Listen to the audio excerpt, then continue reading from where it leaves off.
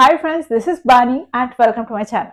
বন্ধুরা, আজকে আমি তোমাদের জন্য কিছু ইম্পর্টেন্ট ইডিয়ম নিয়ে এসেছি। যে ইডিয়মগুলোর ব্যবহার আমাদের সত্যিই জানা দরকার। প্রত্যেকটা সময় আমরা এই ইডিয়মগুলোর সম্মুখীন হই।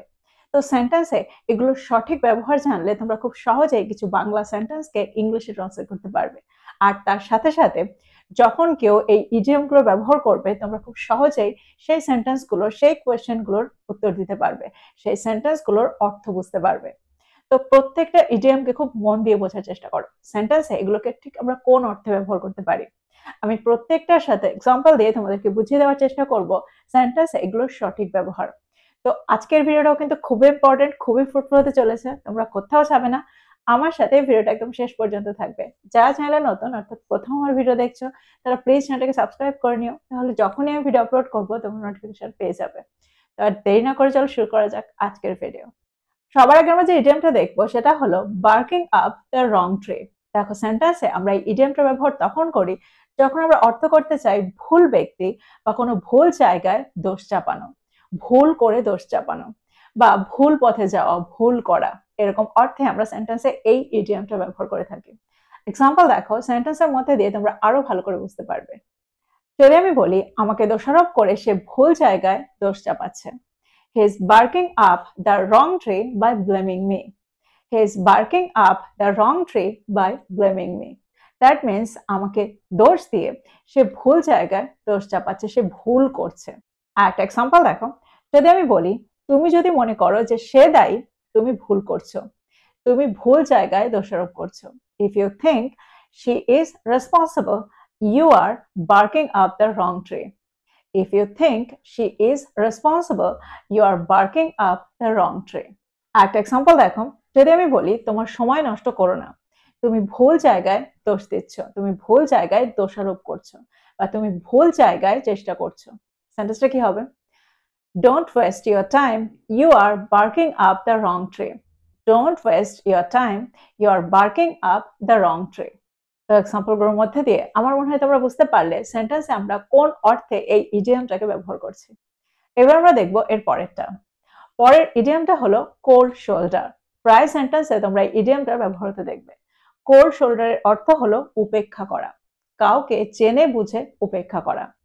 ফর এক্সাম্পল, যদি আমি বলি আমি উপেক্ষিত বোধ করেছিলাম যখন আমি দেরিতে পৌঁছেছিলাম, I felt the cold shoulder when I arrived late. I felt the cold shoulder when I arrived late. আরেকটা এক্সাম্পল দেখো, যদি আমি বলি তাকে উপেক্ষা করা বন্ধ করো, তার সাথে কথা বলো, Stop giving him the cold shoulder. Talk to him. Stop giving him the cold shoulder. Talk to him. আরেকটা এক্সাম্পল দেখো, যদি আমি বলি আমি আমার সবচেয়ে ভালো বন্ধুর কাছ থেকে উপেক্ষা আশা করিনি, I didn't expect the cold shoulder from my best friend. I didn't expect the cold shoulder from my best friend. তো এক্সাম্পলগুলোর মধ্যে দিয়ে আমার মনে হয় তোমরা এই ইডিয়মটাকেও বুঝতে পারলে কত সহজে আমরা এই ইডিয়মটার ব্যবহার করে বাংলা বাক্যগুলোকে ইংলিশে ট্রান্সলেট করতে পারি। এবার আমরা দেখব এর পরের ইডিয়মটা। বাংলায় আমরা প্রায় বলে থাকি ব্যর্থ প্রচেষ্টা করো না, অর্থহীন প্রচেষ্টা করো না, ম্যাচটায় জেতাটা ছিল তার ব্যর্থ প্রচেষ্টা। তো এই সেন্টেন্সগুলোকে আমরা ইংলিশে কি করে ট্রান্সলেট করতে পারি? দেখো, এখানে আমরা ব্যবহার করব আ লস্ট কজ। আ লস্ট কজ, যার অর্থ হলো অর্থহীন চেষ্টা, ব্যর্থ প্রচেষ্টা, বা একটা আশাহীন বিষয়। এক্সাম্পল দেখো, যদি আমি বলি তাকে রাজি করানোর চেষ্টা করাটা একটা ব্যর্থ প্রচেষ্টা, Trying to convince her is a lost cause. Trying to convince her is a lost cause. আরেকটা এক্সাম্পল দেখো, যদি আমি বলি অর্থহীন প্রচেষ্টা করে তোমার সময় নষ্ট করো না, ব্যর্থ প্রচেষ্টা করে তোমার সময় নষ্ট করো না, Don't waste your time on a lost cause. Don't waste your time on a lost cause. আরেকটা এক্সাম্পল দেখো, যদি আমি বলি প্রকল্পটা শুরু থেকেই ব্যর্থ চেষ্টা ছিল, অর্থহীন প্রচেষ্টা ছিল, The project was a lost cause from the beginning. The project was a lost cause from the beginning. আরেকটা এক্সাম্পল দেখো, যদি আমি বলি আমরা আমাদের সর্বোচ্চ চেষ্টা করেছিলাম, আমরা আমাদের সবটুকু চেষ্টা করেছিলাম, কিন্তু এটা ব্যর্থ প্রচেষ্টায় প্রমাণিত হয়েছিল, We did our best, but it turned out to be a lost cause. We did our best, but it turned out to be a lost cause. তো এক্সাম্পলগুলোর মধ্যে দিয়ে আমার মনে হয় তোমরা বুঝতে পারছো এই ইডিয়ামটার ব্যবহার আর লস্ট কজের ব্যবহার।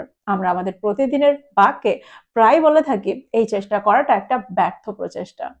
তো এরকম অর্থে আমরা সেন্টেন্সে আ লস্ট কজের ব্যবহার করতে পারি। এবার যে ইডিয়ামটা আমরা দেখবো সেটা হলো গো দ্য এক্সট্রা মাইল। সেন্টেন্সে আমরা ইডিয়ামটা ব্যবহার তখন করি যখন আমরা অর্থ করতে চাই অতিরিক্ত পরিশ্রম করা, প্রত্যাশার চেয়ে বেশি চেষ্টা করা। এরকম অর্থে আমরা সেন্টেন্সে এই ইডিয়ামটাকে ব্যবহার করে থাকি। এক্সাম্পল দেখো, যদি তুমি সফল হতে চাও তোমাকে অবশ্যই অতিরিক্ত চেষ্টা করতে হবে, তোমাকে অবশ্যই অতিরিক্ত পরিশ্রম করতে হবে। If you want to succeed, you must go the extra mile. If you want to succeed, you must go the extra mile. আরেকটা এক্সাম্পল দেখো, যদি আমি বলি সে তার গ্রাহকদের সন্তুষ্ট করতে অতিরিক্ত চেষ্টা করে। He goes the extra mile to satisfy his customers. He goes the extra mile to satisfy his customers. আরেকটা এক্সাম্পল দেখো, যদি আমি বলি এই প্রকল্পটা সময় মতো শেষ করতে আমাদের অবশ্যই অতিরিক্ত পরিশ্রম করতে হবে। We must go the extra mile to finish this project on time. We must go the extra mile to finish this project on time. তো এক্সাম্পলগুলোর মধ্যে দিয়ে তোমরা বুঝতে পারছো এই ইডিয়ামটার ব্যবহার। সেন্টেন্সে আমরা কত সহজেই গো দ্য এক্সট্রা মাইলকে ব্যবহার করতে পারি যখন আমরা অর্থ করব অতিরিক্ত পরিশ্রম করা, অতিরিক্ত চেষ্টা করা। এবার যে ইডিয়ামটা আমরা দেখবো সেটা হলো ব্রেক দ্য ব্যাংক। প্রায় সেন্টেন্সে তোমরা এই ইডিয়ামটার ব্যবহার হতে দেখবে। ব্রেক দ্য ব্যাংকের অর্থ হলো অতিরিক্ত টাকা খরচ করা, অত্যাধিক টাকা খরচ করে ফেলা বা পুরো অর্থটাই খরচ করে ফেলা, শেষ করে ফেলা। ফর এক্সাম্পল, তোমার জন্মদিনের পার্টিতে অত্যাধিক টাকা খরচ করো না। Don't break the bank on your birthday party. Don't break the bank on your birthday party. আরেকটা এক্সাম্পল দেখো, যদি আমি বলি অপ্রয়োজনীয় জিনিসে অত্যাধিক টাকা খরচ করো না। Don't break the bank on unnecessary things.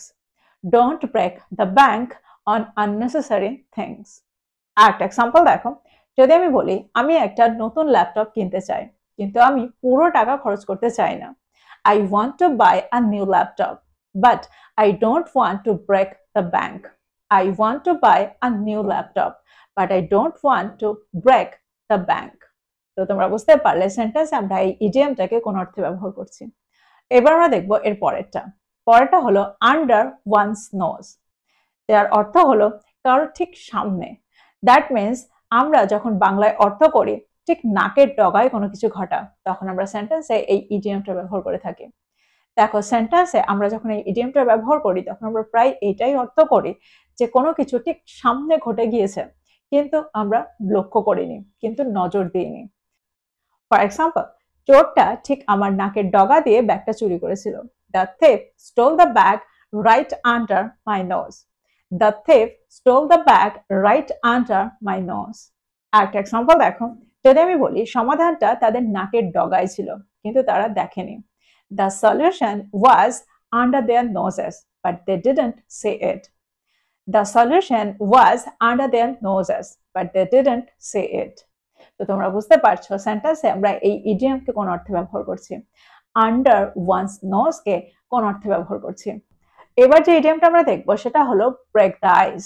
প্রায় সেন্টেন্সে ব্রেক দ্য আইস এর ব্যবহার হতে দেখা যায়।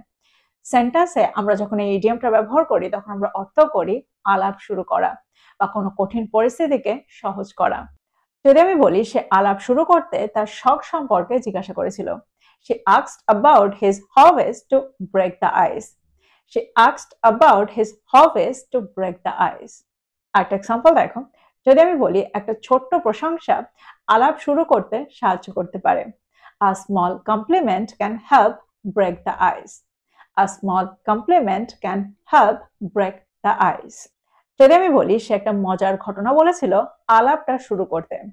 She told a funny incident to break the ice. She told a funny incident to break the ice. তো এক্সাম্পলগুলোর মধ্যে দিয়ে আমার মনে হয় তোমরা বুঝতে পারছো এই ইডিয়ামটার ব্যবহার। তো আমার মনে হয় তোমরা এই ইডিয়ামটাকে খুব ভালো করে বুঝতে পারলে। তো এই ছিল কয়েকটা ইম্পর্টেন্ট ইডিয়াম। প্রত্যেকটা ইডিয়াম কিন্তু প্রচন্ড ইউজফুল। আমরা প্রায় সেন্টেন্সে এই ইডিয়ামগুলোর ব্যবহার হতে দেখি। আর এবার তোমরাও খুব সহজেই এই ইডিয়ামগুলোকে তোমাদের সেন্টেন্সে ব্যবহার করতে পারবে। প্রত্যেকটা ইডিয়ামকে নোট ডাউন করো আর এগুলো দিয়ে প্রচুর সেন্টেন্স তৈরি করো আর সেগুলোকে তোমাদের প্রতিদিনের কনভারসেশনে ইনক্লুড করো। তো এই ছিল আজকের ভিডিও, এই ছিল আজকের টপিক। ভিডিওটা ভালো লাগলে লাইক করতে ভুলে যেও না, বন্ধুদেরকে শেয়ার করো যারা ইংরেজি শিখছে।